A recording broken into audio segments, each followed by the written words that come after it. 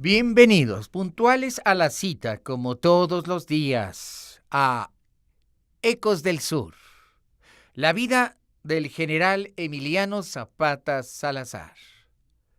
Nos encontramos en el mes de abril del año 1912, un año terrible, difícil, en el estado de Morelos y en el país entero.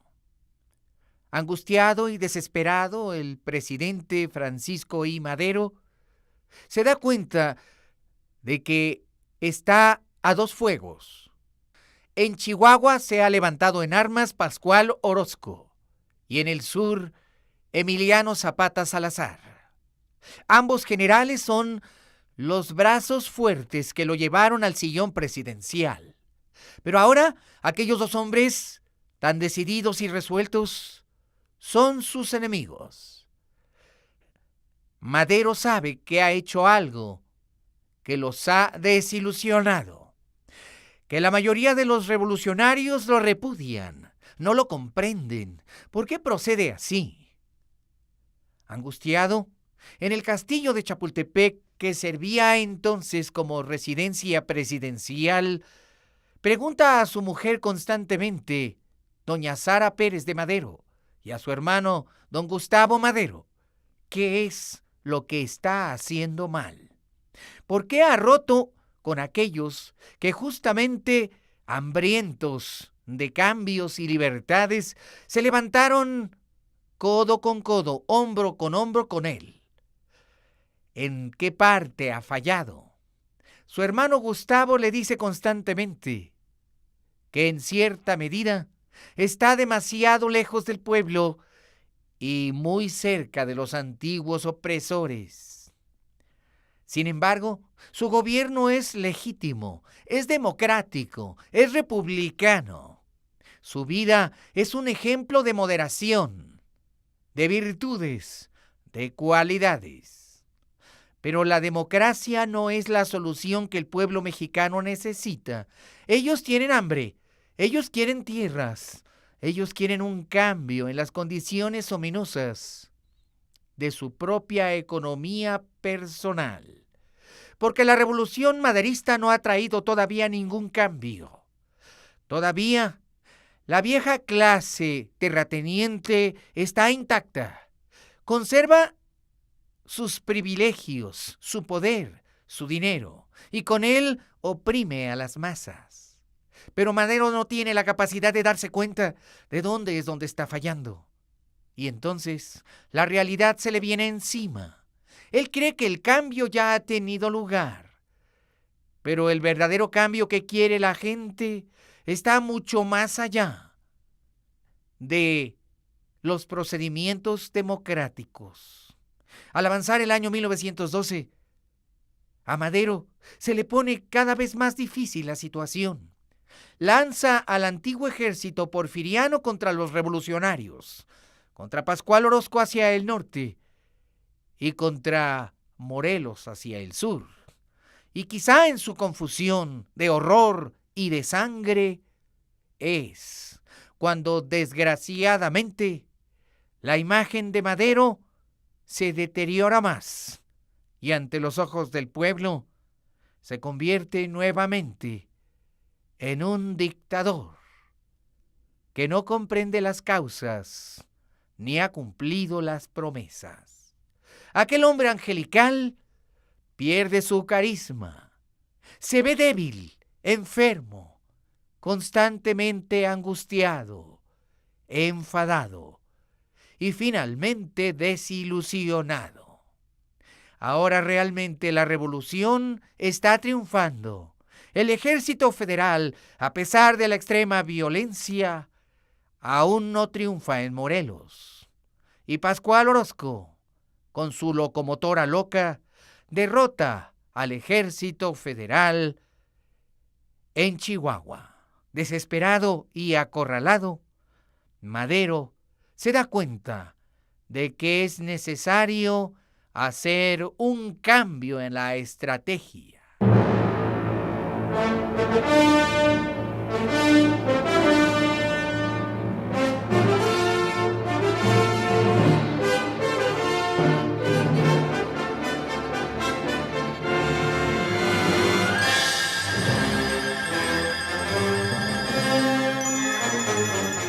Esto es Encuentros con la Historia.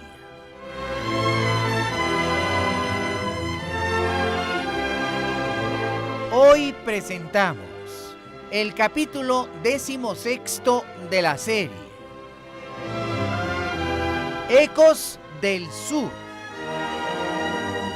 La vida del general Emiliano Zapata Salazar, al que todos llamaron el caudillo del pueblo. Productor ejecutivo y productor general Ignacio Salgado Liñán. Ambientación, efectos físicos, efectos especiales y operación técnica Jorge Alonso. También en la operación técnica César Arturo Becerril. Investigación histórica, investigación musical y musicalización Felipe Saldívar.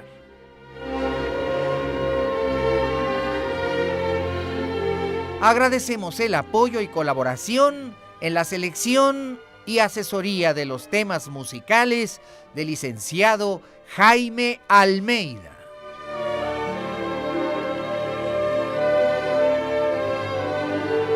Y todos bajo la dirección de tu amigo el Dr. Pepe Cruz, responsable de la creación y de la redacción del libro histórico. Esta es una presentación especial de Radio Centro 1030, calidad en tu vida. Y también de Grupo Radio Centro.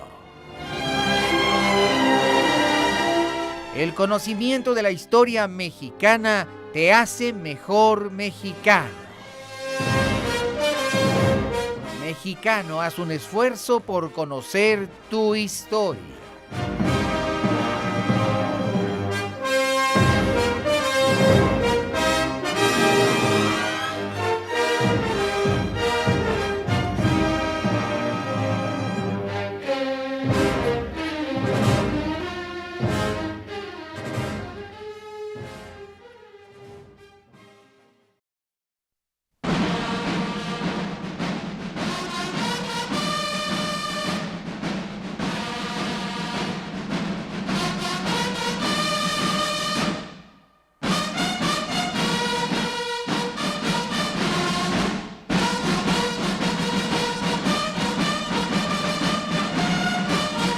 Había llegado el mes de julio de 1912.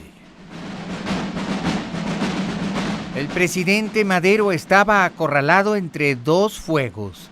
El ejército de más de 60,000 hombres, incluyendo los rurales, había sido dividido en dos frentes. Una parte se fue al norte a combatir a Pascual Orozco, que se había hecho fuerte en Chihuahua. De hecho, había presentado batalla en Bachimba y con una locomotora loca había destruido al ejército federal cuando un tren cargado de municiones y parque estalló sobre sus rieles.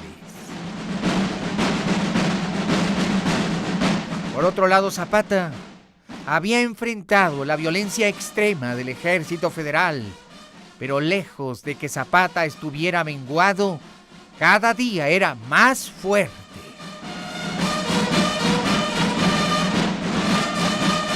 Y cada día había más zapatistas. Madero estaba convencido de la necesidad de un cambio de estrategia.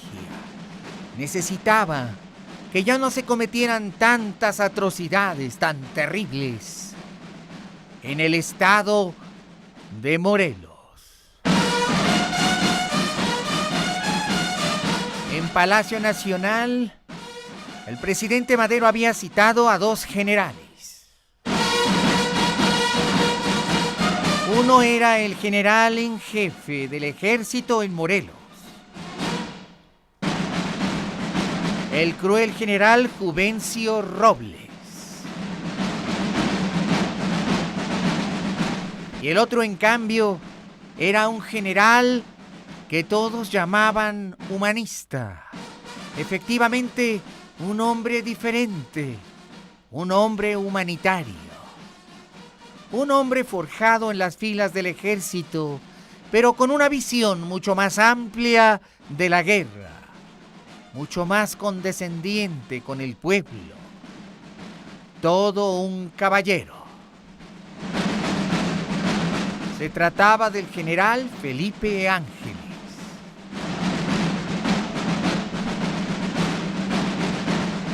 Ambos generales esperaban sentados a las puertas de la oficina presidencial.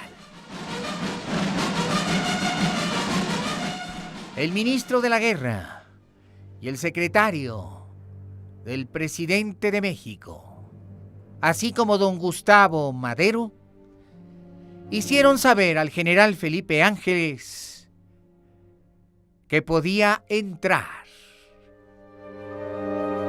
Las puertas del despacho presidencial se abrieron.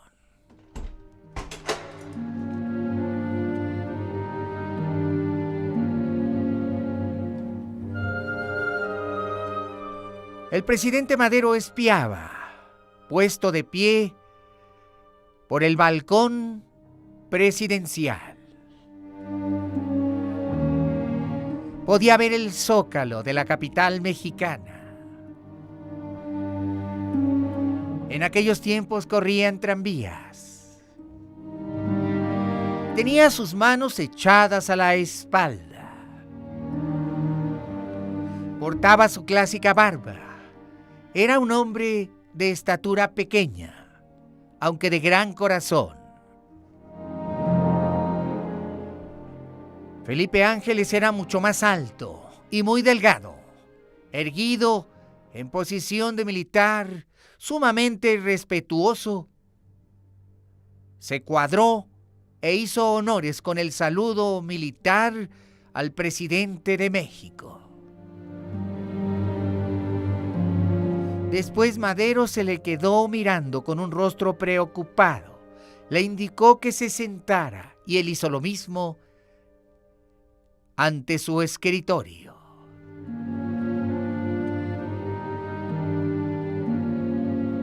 En una cómoda butaca frente al escritorio presidencial se sentó el general Ángeles.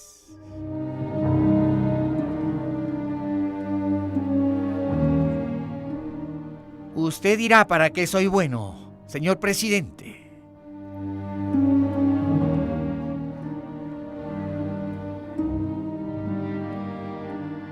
Pausadamente Madero hablaba. El único testigo presencial en esos momentos era don Gustavo Madero y el ministro de la Guerra.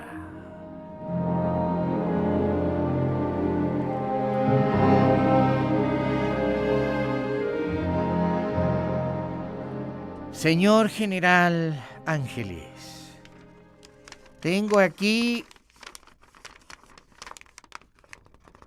todo su historial militar. Ha sido un hombre brillante y un general de carrera. Tiene fama en el ejército de honrado, de cumplidor. Es un caballero de gran nobleza en sus acciones, con una mente clara y un espíritu pacificador. Y eso es lo que necesitamos en el estado de Morelos.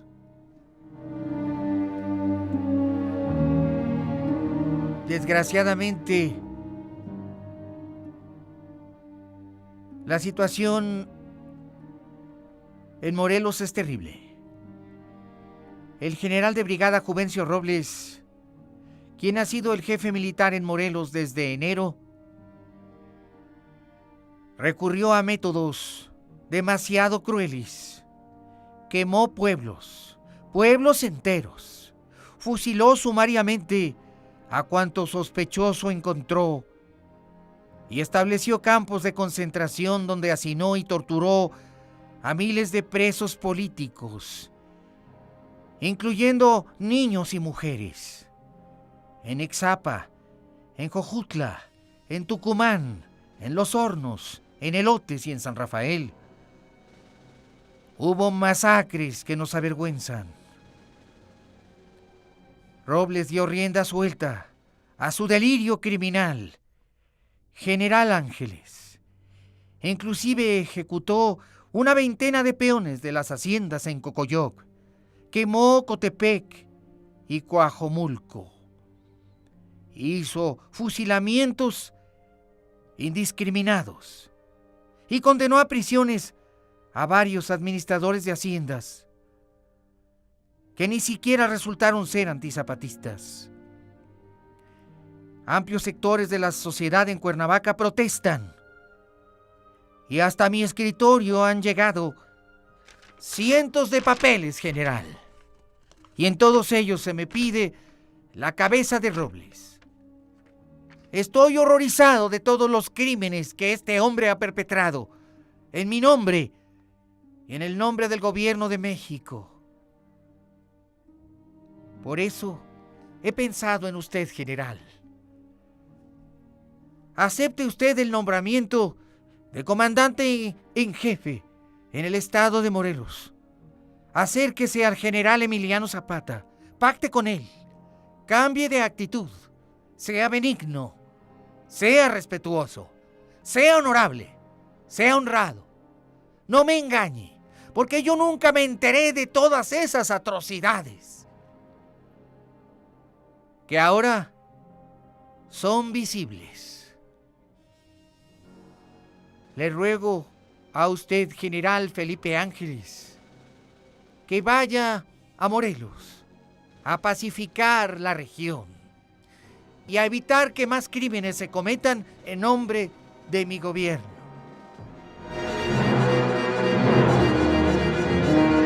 Después de esta dramática descripción, el rostro del general Ángeles estaba muy conmovido, ya que esta era información casi secreta y de primera mano. Lleno de indignación en su rostro, Ángeles le dijo a Madero levantándose: gustoso, señor presidente, iré a Morelos a evitar que se sigan cometiendo todas esas atrocidades. Puede usted confiar en mí, le rendiré un parte militar cada día.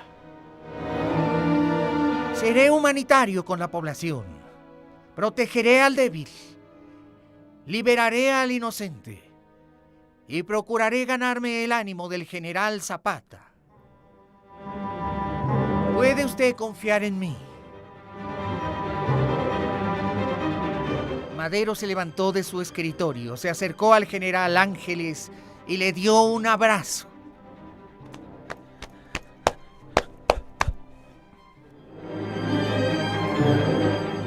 Confíe en usted, general Ángeles. Vaya usted a Morelos. Sea usted noble y generoso, como dice su expediente militar, y tráiganos el regalo de la paz, general.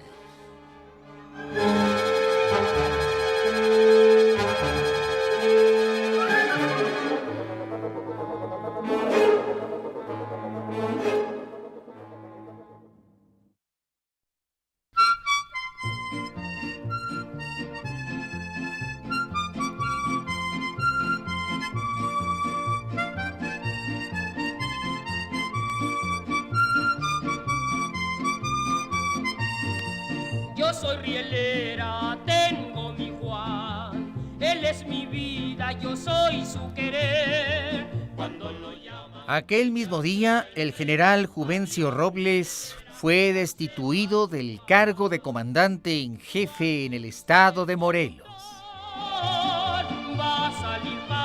y entregó el mando a Felipe Ángeles. A principios del mes de agosto de 1912, en un tren militar, el general Ángeles salió de la capital de la República directamente hacia Cuernavaca. Se habían desplegado una gran cantidad de pancartas en donde se decía: amnistía general para todos los soldados zapatistas. Respetuosamente, el gobierno de México reconoce su esfuerzo y apoya sus intenciones. El tren militar avanzó. En lugar de pertrechos militares, ametralladoras y cañones, y aquellos modernos obuses que eran una novedad que se pondría después en práctica en la Primera Guerra Mundial, Ángeles ordenó que se cargaran cientos de sacos de maíz en los furgones para repartir indiscriminadamente a toda la población maíz y frijol. El tren llevaba unas grandes banderas blancas. El general Felipe Ángeles llegó a Cuernavaca y de inmediato mandó a Emiliano Zapata un mensajero de paz. Estratégicamente dejó regado por el camino el grano de maíz y frijol para que los campesinos zapatistas pudieran tomarlo.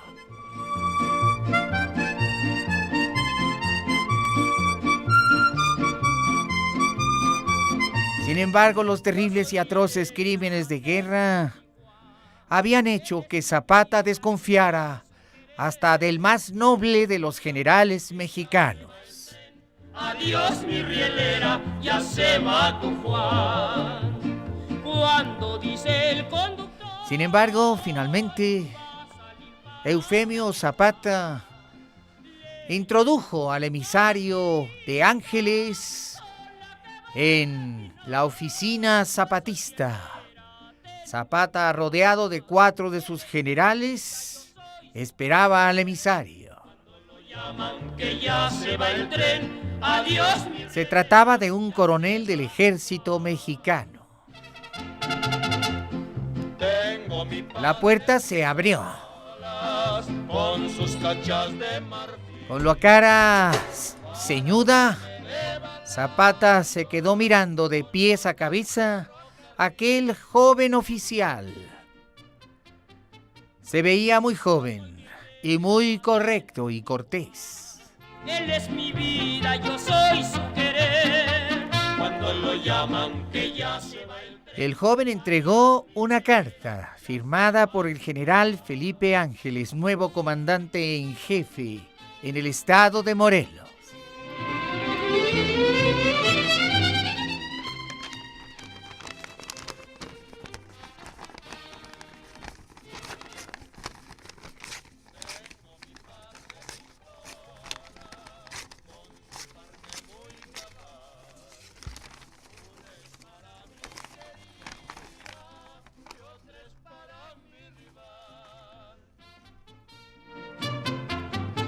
Zapata leyó las líneas y después le comentó al joven coronel: dígale usted al general Felipe Ángeles que si es verdad todo lo que dice aquí, aceptaré la existencia de una tregua. Pero también adviértale que le daré 2 meses para que se inicie el reparto agrario. Sin reparto agrario no habrá paz. También vigilaremos cuidadosamente la conducta de los pelones. Si se siguen cometiendo atrocidades, si se tortura a mujeres y a niños, si se queman pueblos, no habrá más tregua. Y atacaremos Cuernavaca. Que quede claro que somos muchos y cada vez más fuertes. Han sido las atrocidades de ustedes las que han hecho que el pueblo en masa se haya pasado a nuestro lado. Estaré vigilando, y si no cumplen su palabra, atacaremos. En lo alto de una abrupta serranía, acampado se encontraba un regimiento. Pero el general Ángeles era un caballero y un hombre de palabra. Era verdaderamente todo un señor, quien se esmeró en que se cumpliera al pie de la letra lo ofrecido. Porque además de ser valiente era bonita, que hasta el mismo Las condiciones en Morelos cambiaron. Felipe Ángeles y Emiliano Zapata firmaron un convenio por el cual no se atacaría más a la población civil, ni los pueblos, ni las tiendas, ni los mercados, ni los caminos. Zapata ofreció que solamente atacaría a las haciendas en caso de romperse la tregua. En contraparte, Felipe Ángeles haría lo mismo. Solamente se libraría batalla en las haciendas. No se atacaría a la población civil, ni se torturaría a mujeres y a niños, ni a ningún individuo por dignidad humana. la voz de una mujer que sollozaba, su plegaria se escuchó en el campamento. Zapata suspendió prácticamente todas sus operaciones militares y quedó a la expectativa. Hubo distensión, pero en definitiva nada cambió, porque los nuevos diputados que iban a ocupar sus escaños no legislaban rápido para hacer posible el reparto de la tierra. Zapata ahora centró su accionar militar en las haciendas. En pocos meses incendió los cañaverales de las haciendas de San José, Chinameca, Tenango, Santa Inés, Atiguayan, 30 y San José. Para evitar ser arrasados, los hacendados tuvieron que pagar un impuesto semanal al zapatismo. Los trabajadores que sufrieron las consecuencias de la destrucción de los cañaverales fueron integrados a la guerrilla. Ese crecimiento de los insurgentes, que alcanzó colosales dimensiones para la época, fue financiado con el dinero que los propios hacendados pagaban por semana y que de hecho era una suma cuantiosa. Los grupos armados zapatistas crecieron casi un 76%, lo que le permitió ejecutar operaciones de mayor envergadura y alcance. El ejército zapatista incrementó sus efectivos e inclusive utilizó bombas modernas y piezas de artillería, mientras que el ejército federal mantenía pacificada la región.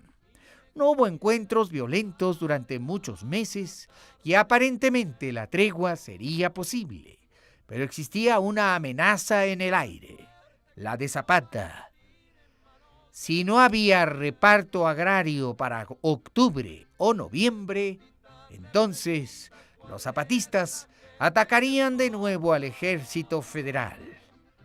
Para Zapata lo único importante era el reparto de la tierra. Y así mi general Zapata hizo saber a Madero que el movimiento zapatista ya no era un movimiento local, sino que ahora se convertía en un movimiento nacional y que se extendería deliberadamente a muchos estados de la República, especialmente los del centro y los del sur. Zapata, sin embargo, había cumplido su palabra. Se había dado cuenta de que efectivamente Felipe Ángeles era un hombre de honor, al que tal vez, si hubiera conocido en otras circunstancias, le hubiera otorgado su amistad. Pero me vas a decir cuál es el jurado y la causa que juzgo.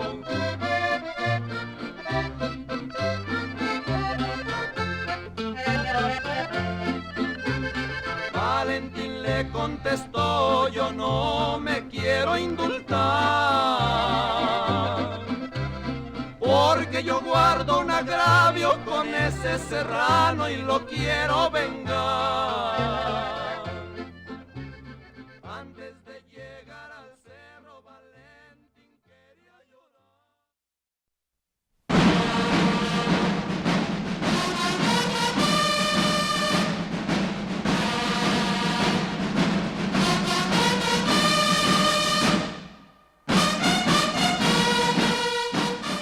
A finales de 1912, Madero esperaba la victoria en el norte. Una tarde, estando en la oficina presidencial, Gustavo Madero abrió precipitadamente la puerta. Traía el parte militar en sus manos.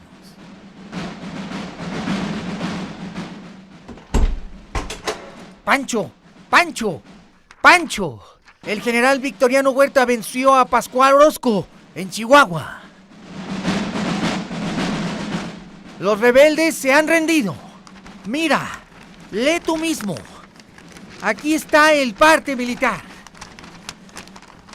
¡Vencimos! La región de Chihuahua se está pacificando. Los orozquistas se rinden por cientos. En el norte ha terminado la guerra.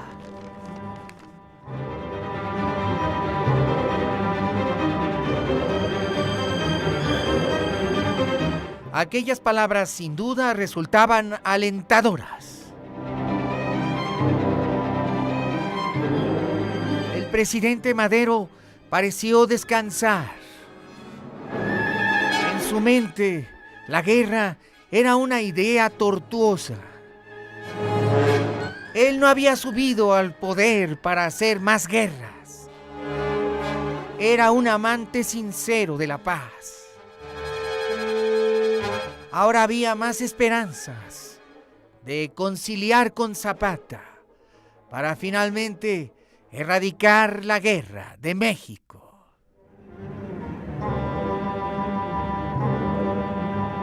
Pero algo había cambiado en la mentalidad del presidente don Francisco I. Madero. Se le veía desganado, triste, desilusionado. En Chapultepec constantemente decía a doña Sarita Pérez que no era un buen gobernante, que ya no sabía qué hacer para no seguir desgarrando al país. Quizá Madero llegó a la conclusión de que la democracia no bastaba, de que habría que hacer muchas más cosas para darle al sediento pueblo mexicano la paz. Un pueblo sediento de justicia, de equilibrios, de una mejor distribución de la riqueza. Y ocurrió que en aquellos meses Madero fue invitado a un brindis y a un banquete. Fue con su hermano Gustavo Madero y con su esposa, doña Sarita Pérez de Madero. Y en medio de los aplausos y de los vivas al presidente,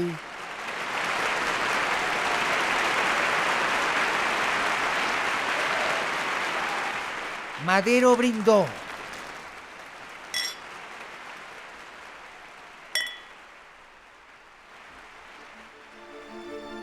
Levantó su copa de champán en la mano y dijo a todos los ahí presentes.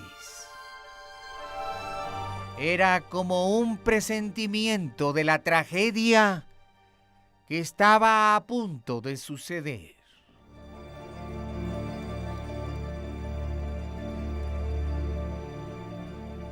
Señores, yo considero que si un gobierno como el mío, que ha cumplido honradamente con sus promesas, que ha hecho todo lo que a su inteligencia le alcanza por el bien de la República, y que ha llegado por el poder legítimo del voto, casi unánime de todos los mexicanos, como nunca había sucedido a un gobierno anterior. Yo considero, señores,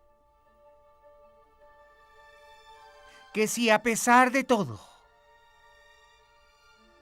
¿no habremos de lograr gobernar en la paz? Deberíamos decir que el pueblo mexicano no está apto para la democracia y que necesita un nuevo dictador que venga con su sable, haga todas sus ambiciones y sofoque todos los esfuerzos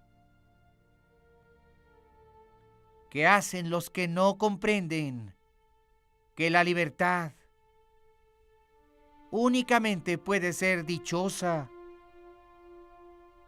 dentro de la ley.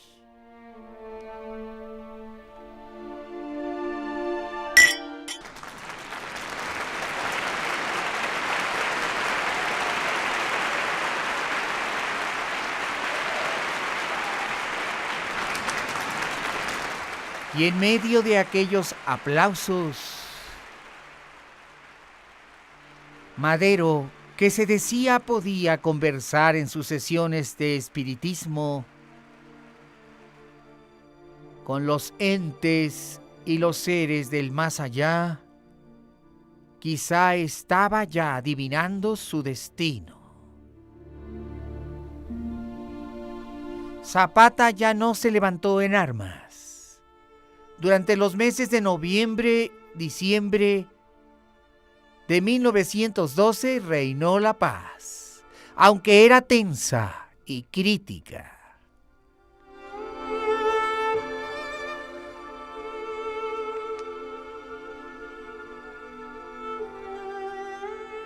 Entre enero y febrero se mantuvo la paz.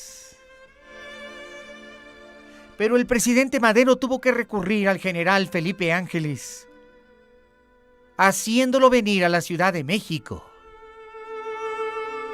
Cuando el día 9 de febrero de 1913 se inició la revuelta,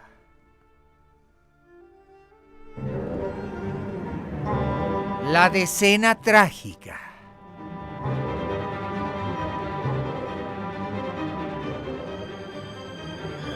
El general Bernardo Reyes y el general Félix Díaz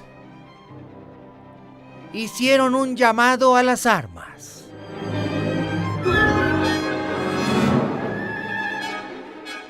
Los generales Aureliano Blanquet y Manuel Mondragón se coludieron con los alzados y se escuchó la metralla y el cañón. Se trataba de una rebeldía en toda forma de contingentes militares. Las horas del presidente Madero estaban contadas. Madero sería asesinado. Se iniciaba uno de los momentos más vergonzosos, atroces y terribles de la historia de México. Comenzaba la decena trágica. Y hasta el cuartel del general Zapata llegó la noticia.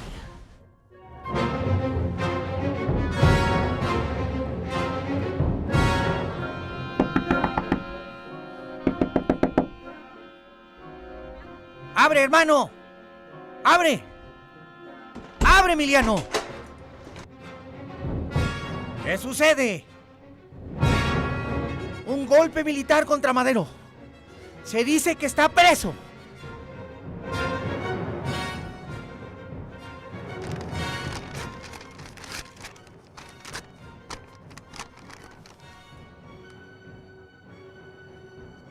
Ahora sí. Ahora sí. Pobre Madero. En manos de esos carniceros. ¿No te da gusto, Emiliano? Claro que no, Eufemio. Finalmente, era un buen hombre.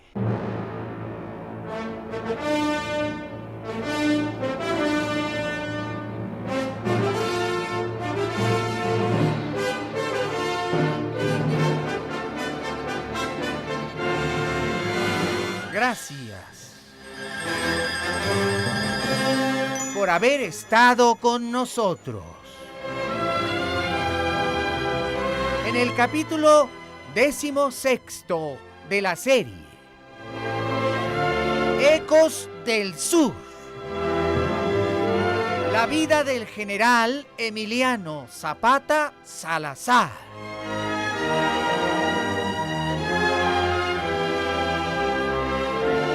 Al que todos llamaron el caudillo del pueblo. Y a nombre de Radio Centro 1030 y de todos quienes trabajamos en este proyecto, gracias, infinitas gracias por tu preferencia. Y yo te espero mañana, porque los 365 días del año en Radio Centro son días de encuentros con la historia. Por tu fina atención, nuevamente muchas gracias y hasta mañana.